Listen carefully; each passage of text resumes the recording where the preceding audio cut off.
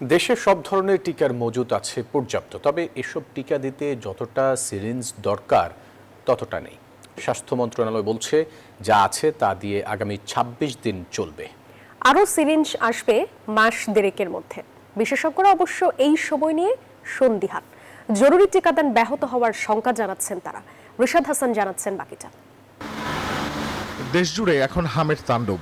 এর প্রকোপে মৃত্যু সংখ্যা ২০০ ছাড়িয়েছে একদিন আগেই। গত ২৪ ঘন্টায় প্রাণহানি আরো ৫ শিশুর। এমন বাস্তবতায় জরুরি ভিত্তিতে টিকা দিচ্ছে সরকার। এখন চলছে আংশিকভাবে। সারা দেশে এই কার্যক্রম শুরু হচ্ছে আগামী সোমবার। লক্ষ্য প্রায় ১.৫ কোটি শিশুকে টিকা দেয়া। বিশ্ব স্বাস্থ্য সংস্থা, যুক্তরাষ্ট্র, ইউনিসেফ ও গ্যাভির সহায়তায় জরুরি ভিত্তিতে ২,১৯,০০,০০০ টিকা পেয়েছে বাংলাদেশ। টিকা নিয়ে কোনো সংকট নেই, তবে সংকট টিকা মিক্সিং সিরিঞ্জ নিয়ে। ইপিআই এর হাতে ২ কোটির বেশি হামের ভ্যাকসিন থাকলেও এই টিকা মিক্সিং করতে প্রয়োজনীয় ৫ মিলির সিরিঞ্জ রয়েছে মাত্র ৪৫,০০০। অথচ দরকার ২০ লাখ। স্বাস্থ্যমন্ত্রী জানালেন যা আছে তা দিয়ে চলবে ১৫ মে পর্যন্ত। মে মাসের ১৫ তারিখ পর্যন্ত দেওয়ার মতো সিরিঞ্জ আমাদের হাতে আছে, প্লাস গ্যাভির কাছে 54 মিলিয়ন সিরিঞ্জ আছে। 0.05 সিরিঞ্জটা আমরা এর মধ্যে বললাম তো আপনাকে, ৭ দিনের ভিতরে আমরা আংশিক সরবরাহ নিয়ে নিচ্ছি ইনশাল্লাহ। জরুরি ভিত্তিতে টিকা পাওয়া যায়, তবে সিরিঞ্জ পাওয়া অতটা সহজ নয়। নিয়মকানুন মেনে সিরিঞ্জ কেনার সময় সাপেক্ষ বলছেন এই জনস্বাস্থ্য বিশেষজ্ঞ।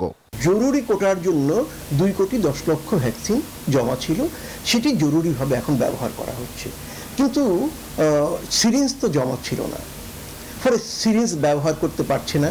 এবং অন্তর্বর্তীকালীন সরকারের সময়টি কেনাও যেহেতু বন্ধ ছিল, ফলে সিরিঞ্জের সংকটটি তৈরি হয়েছে। তো বর্তমান কর্তৃপক্ষ উদ্যোগ নিয়েছে, আমরা মনে করছি এটি দ্রুতই সমাধান করতে পারবে। জরুরি ভিত্তিতে শুধু টিকা নয়, যে কোনো মেডিকেল পণ্য কেনার সুযোগ থাকা উচিত বলে মনে করেন আইডিসিআর এর সাবেক প্রধান বৈজ্ঞানিক কর্মকর্তা।